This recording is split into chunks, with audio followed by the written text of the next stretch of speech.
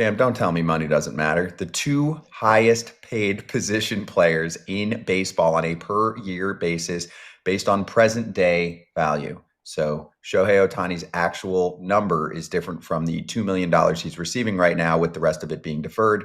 Congrats to him and to Judge. They're unanimous MVPs. This didn't seem too difficult in the end. Yeah, and again, let's go ahead and make sure we say first DH to get him one Mm. too. So when to do it in both leagues is special, and I would like to hear from you guys. But I think as far as Shohei goes, I think it's his to lose. For the next 5 to 7 years. Dude, let's be honest. If they manage him the correct way as far as the innings and the workload, I mean, this dude's shown that as a hitter he's only getting better, and it's scary to say that. And then this year the athleticism, we knew it was there, but he unlocked it with the help of the Dodgers organization. So I think it's his to win for the next few years, which will be incredible when we look back 8 years from now to see his run of just dominance.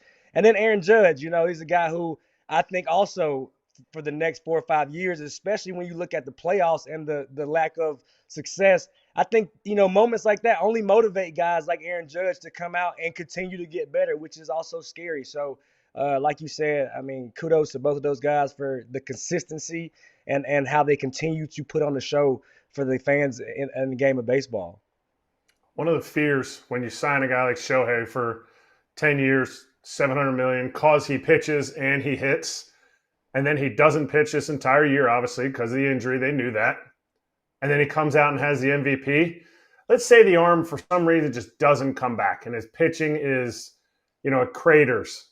This shows that this 10-year contract, my guy can be out in the outfield and just slinging the rock all over the place in right field at Dodger Stadium. Like, it shows that there's still more to unlock at the plate. And I actually, when I had talked to his hitting coach for one of his hitting coaches for the last 2 years, he said, he told me, he said he could possibly hit 50 home runs because of how smart he is and how if he just focuses on hitting, he can stay in his legs, he can do all this stuff. And what Cam said, I think is the part that we need to just remember. We need to put what Cam said and put it on a loop. Just keep spinning it back.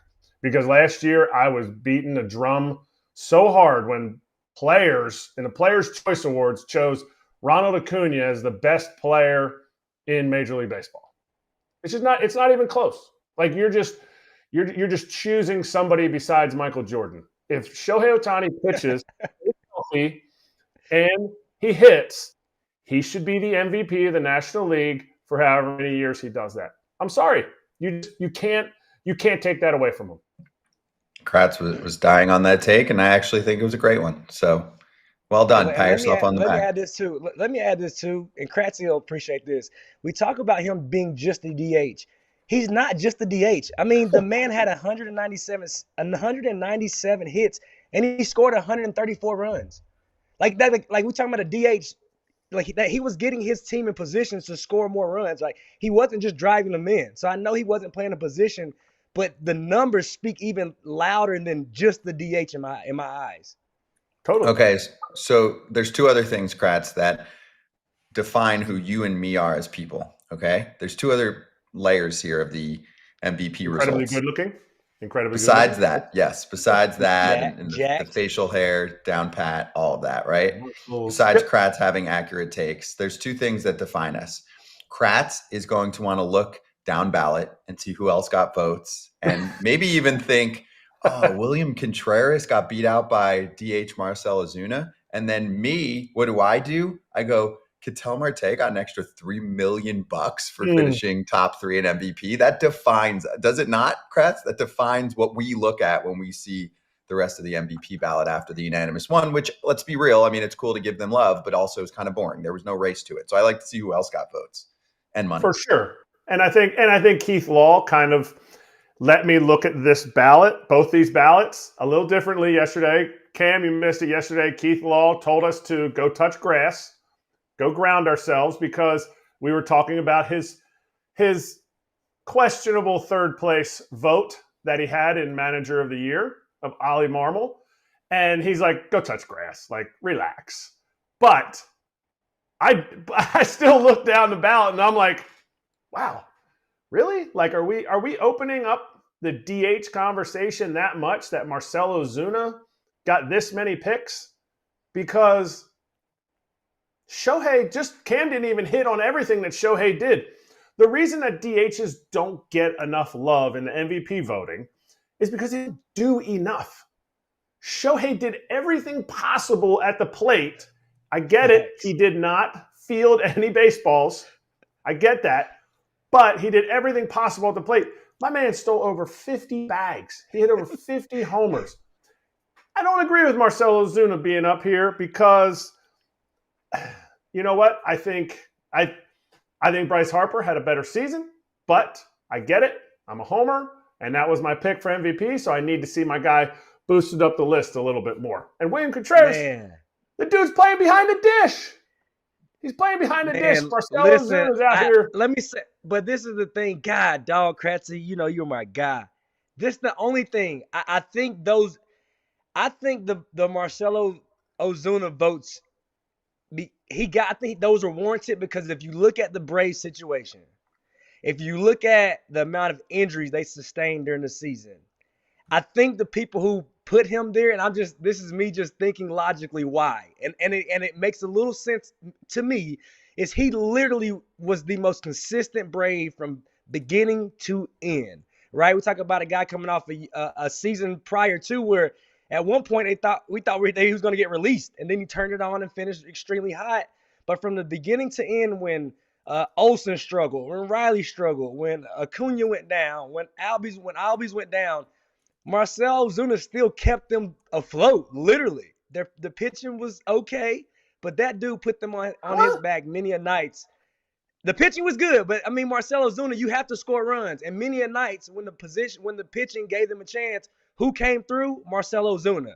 So I feel you. I'm not saying I disagree, but I get the logic on where he was. I think that's why he was up there. It's like what he did for his team. Without him, the Braves would have been out of it. And that's value. That's value. Brent Rooker, obviously Jordan was really good, missed a little time. Brent Rooker, I don't think missed any time. I'll go back and check, but 165 OPS plus. Rooker missed 10 games. 10 games. And Ozuna was how many starts? Probably close to all. It's a little harder for me to look stuff up today. He struggle bust in September. Down the stretch. He was 154.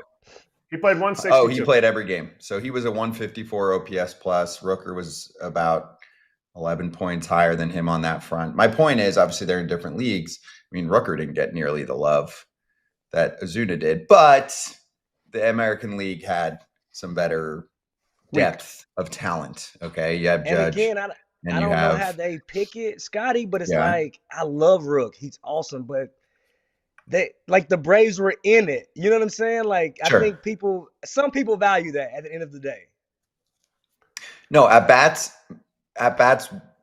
that are meaningful matter. I mean, that's the best way to put it, right? I mean, the A's weren't in it for the last several months, and I think you need to weight that however you want to weight that, right? There are a few ways to do that, but I do agree. I mean, to me, can an MVP be a player on a crappy team? Yes, but I do think there are determining factors that can help a player who's essentially playing playoff games in the second half of the season. Because that's what you get. And you guys can speak to this, right? If you're on a deadbeat team and they're a 100-loss team and you're in the second half of the season, doesn't the weight feel a little bit different on you versus if you're scrapping and clawing, you're the Braves, you lost half the team and you're trying to get into the wild card and you make it by a game? I mean, you're playing playoff games in September at least. Hey, you know how you're the MVP on a losing team? Your name is Shohei Ohtani. That's right. That's right. That's it. That's all. Trout. That you know what I'm saying? Like what you know what I mean? Like these are two of the greatest to ever live to play, to put on spikes. You know what I'm saying? So you said it, meaningful at bats matter. And Ozuna had those. I'm with you, Kratzy. I do feel you. I get where they were coming from. Hey everybody, be sure to like and subscribe for more content. We're back here every weekday, all year long, so do not miss an episode. The videos are coming in all day. Here's another video you might enjoy. Baseball the way it should be covered.